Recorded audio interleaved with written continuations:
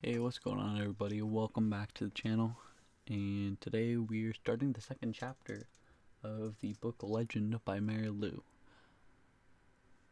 And just leave a like down below if you guys want more of this. Comment down if you guys like the series so far.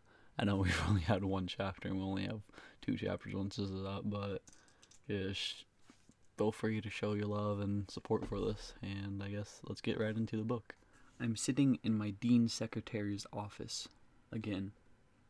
On the other side of the frosted door, I can see a bunch of my classmates, seniors all at least 4 years older than me, hanging around in an attempt to hear what's going on. Several of them saw me being yanked out of our afternoon drill class, today's lesson, how to load and unload the XM-621 rifle, by a menacing pair of guards. And whenever that happens, the news spreads all over campus. The Republic's favorite little prodigy is in trouble again. The office is quiet, except for the faint hum coming from the Dean Secretary's computer. I memorized every detail of this room. Hand-cut marble floors imported from Dakota, 324 plastic square ceiling tiles, 20 feet of gray drapes hanging to either side of the glorious elector's portrait on the office back wall, a 30-inch screen on the side wall with the sound muted and a headline that reads, "Traitorous Patriots Group Bombs Local Military Station, Kills 5," followed by "Republic Defeats Colonies in Battle for Hillsborough." Arizona Whittaker, the Dean Secretary herself, is seated behind her desk, tapping on its glass, no doubt typing up my report. This will be my 8th report this quarter. I'm willing to bet I'm the only Drake student who's ever managed to get 8 reports in one quarter without being expelled. "Injured your hand yesterday, Miss Whittaker?" I say after a while. She stops typing to glare at me. "What makes you think that, Miss Icarus?" "The pauses in your keystroke are off. You're favoring your left hand." Miss Whittaker sighs and leans back in her chair. "Yes, June. I twisted my wrist yesterday in a game of give-a-ball. Sorry to hear it. You should try to swing more from your arm and not from your wrist." I meant this simply to be a statement of fact, but it sounded sort of taunting, and doesn't seem to have made her any happier. "Let's get something straight, Miss Icarus," she says. "You may think you're very smart. You may think your perfect grades earn you some sort of special treatment. You may even think you have fans at the school. What with all this nonsense?" She gestures at the students gathered outside the door. "But I've grown incredibly tired of our get-togethers in my office. And believe me, when you graduate and get assigned to whatever post this country chooses for you, your antics won't impress your superiors there. Do you understand me?" I nod, because that's what she wants me to do. But she's wrong. I don't just think I'm smart. I'm the only person in the entire Republic with a perfect 1500 score on her trial. I was assigned here to the country's top university at 12, 4 years ahead of schedule. Then I skipped my sophomore year. I've earned perfect grades at Drake for 3 years. I am smart. I have what the Republic considers good genes. The better genes make for better soldiers, make for better chance of victory against the colonies, my professor always say. And if I feel like my freedom drills aren't teaching me enough about how to climb walls while carrying weapons, then, well, it wasn't my fault I had to scale the side of a 19-story building with a XM-621 gun strapped to my back. It was self-improvement, for the sake of my country. Rumor has it that Day once scaled 5 stories in less than 8 seconds. If the Republic's most wanted criminal could pull that off, then how are we ever going to catch him if we're not just as fast? And if we can't even catch him, how are we going to win the war? Miss Whittaker's desk beeps 3 times. She holds down a button. "Yes?" "Captain Matthias Icarus is outside the gate," a voice replies. "He's here for his sister." "Good. Send him in." She releases the button and points a finger at me. "I hope that brother of yours starts doing a better job of minding you, because if you end up in my office one more time this quarter, Matthias is doing a better job than our dead parents," I reply, maybe more sharply than I intended. We fall into an uncomfortable silence. Finally, after what seems like an eternity, I hear a commotion out in the hall. The students pressed against the door's glass abruptly disperse, and their shadows move aside to make room for a tall silhouette. My brother. As Matthias opens the door and steps inside, I can see some girls out in the hall stifling smiles behind their hands. but Matthias fixes his full attention on me. We have the same eyes, black with a gold glint, the same long lashes and dark hair. The long lashes work particularly well for Matthias. Even with the door closed behind him, I can still hear the whispers and giggles from outside. It looks like he came from his patrol duties straight to my campus. He's decked out in his full uniform, black officer coat with double rows of gold buttons, gloves, neoprene, spectre lining, captain rank embroidery, shining epaulettes on his shoulders, formal military hat, black trousers, polished boots. My eyes meet his. He's furious. Miss Whitaker gives Matthias a brilliant smile. "Ah, Captain," she exclaims. "It's a pleasure to see you." Matthias taps the edge of his hat in a polite salute. "It's unfortunate it's under these circumstances again," he replies. "My apologies." "Not a problem, Captain." The Dean's secretary waves her hand dismissively. What a brown-noser, especially after what she just said about Matthias. "It's hardly your fault. Your sister was caught scaling a high-rise during her lunch hour today. She'd wandered 2 blocks off campus to do it. As you know, students are to use only the climbing walls on campus for physical training, and leaving the campus in the middle of the day is forbidden." "Yes, I'm aware of that," Matthias interrupts, looking at me out of the corner of his eye. "I saw the helicopters over Drake at noon and had a suspicion June might have been involved. There had been 3 helicopters. They couldn't get me off the side of the building by scaling it themselves, so they pulled me off with a net." "Thanks for your help," Matthias says to the Dean's secretary. He snaps his fingers at me, my cue to get up. "When June returns to campus, she'll be on her best behavior." I ignore Miss Whitaker's false smile as I follow my brother out of the office and into the hall. Immediately, students hurry over. "June," a boy named Dorian says as he tags alongside of us. He'd asked me, unsuccessfully, to the annual Drake Ball 2 years in a row. "Is it true? How high up did you get?" Matthias cuts him off with a stern look. "June's heading home." Then he puts a hand firmly on my shoulder and guides me away from my classmates. I glance behind me and manage a smile for them. 14 floors, I call back. That gets them buzzing again. Somehow, this has become the closest relationship I have had with other Drake students. I am respected, discussed, gossiped about, not really talked to. Such is the life of a 15-year-old senior at a university meant for 16 and up. Matthias doesn't say another word as we make our way down the corridors, past the manicured lawns of the Central Quad and the glorious Lector's statue, and finally through one of the indoor gyms. We pass by the afternoon drills I'm supposed to be participating in.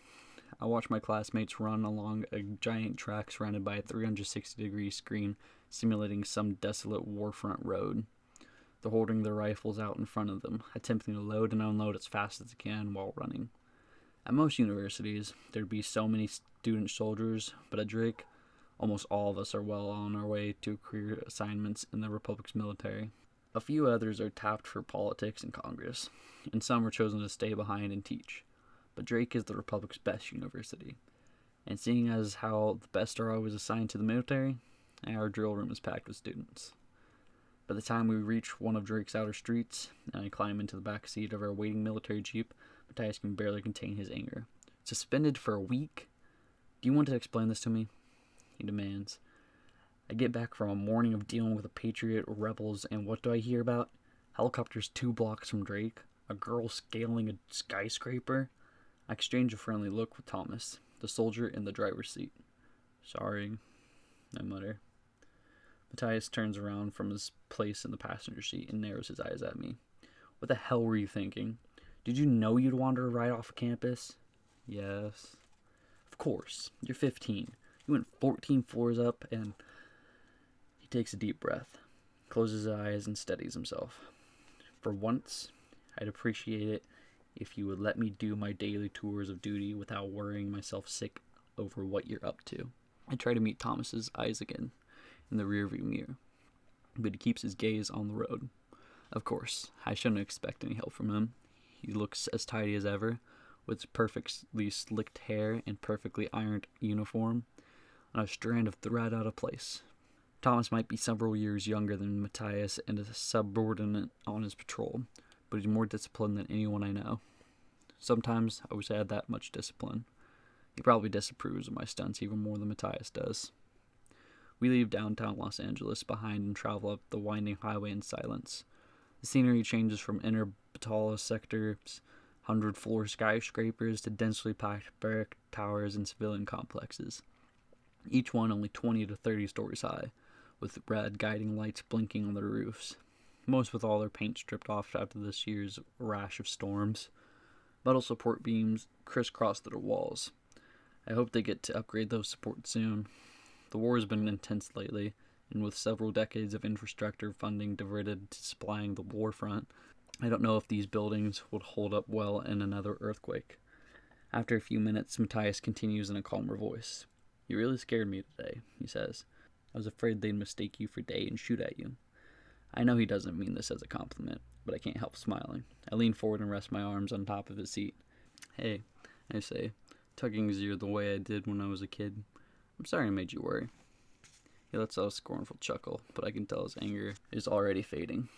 "Yeah, that's what you say every time, Junebug. Is Drake not keeping your brain busy enough? If not, then I don't know what will.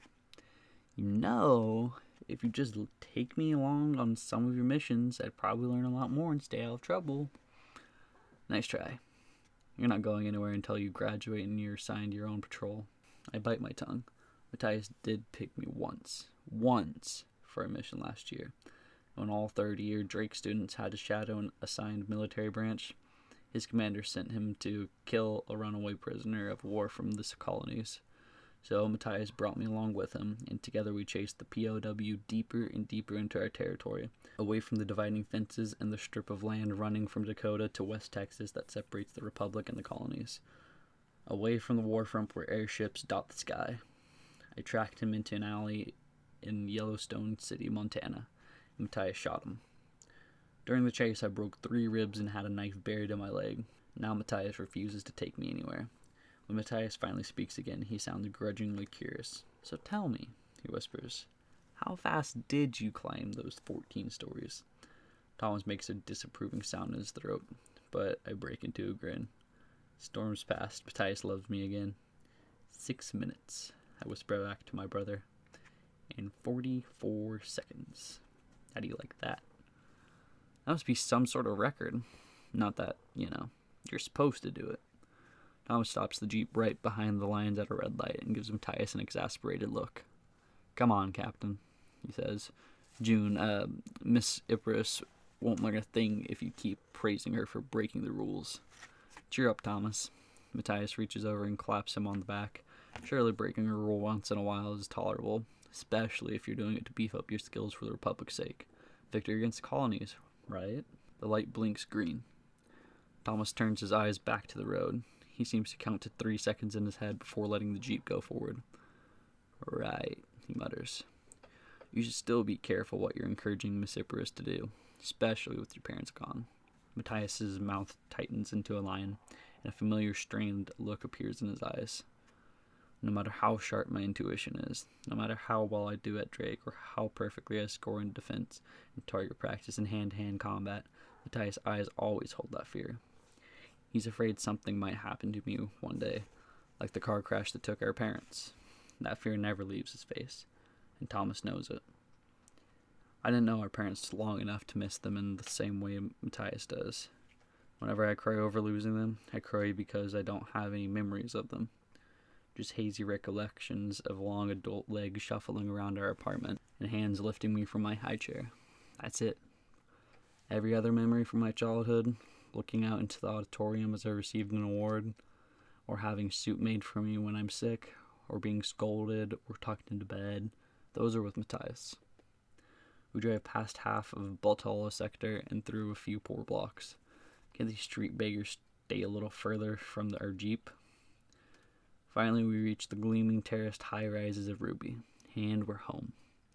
Matthias gets out first. As I follow, Thomas gives me a small smile. "See you later, Miss Icarus," he says, tipping his hat. I stop trying to convince him to call me June. He'll never change. Still, it's not so bad being called something proper. Maybe when I'm older and Matthias doesn't faint at the idea of me dating. "Bye, Thomas. Thanks for the ride." I smile back at him before stepping out of the Jeep. Matthias waits until the door has slammed shut before turning to me and lowering his voice. I'll be home late tonight, he says. There's that tension in his eyes again. Don't go out alone. News from the warfront is they're cutting power to residences tonight to save energy for the airfield bases. So stay put, okay? The streets will be darker than usual. My heart sinks. I wish the Republic would hurry up and win this war already so that for once we might actually get a whole month of non-stop electricity. Where are you going? Can I come with you? I'm overseeing the lab at Los Angeles Central. They're delivering vials of some mutated virus there. It shouldn't take all night. And I already told you, no. No missions. Matthias hesitates. I'll be home as early as I can. We have a lot to talk about. Puts his hands on my shoulder, ignores my puzzled look, and gives me a quick kiss on the forehead. Love you, Junebug, and says his trademark goodbye. He turns to climb back into the Jeep. I'm not going to wait for you, I call after him, but by now he's already inside, and the Jeep's pulling away with him inside of it. I call after him, but by now he's already inside, and the Jeep's pulling away with him inside of it. Be careful, I murmur. But it's pointless to say now. Matthias is too far to hear me. Thanks everyone so much for watching, and if you liked the video, remember just leave a like, comment on what your guys' favorite part is, and if you guys like the series, and if you guys have another series you want me to start reading. And I will see you guys in the next video. Be good people.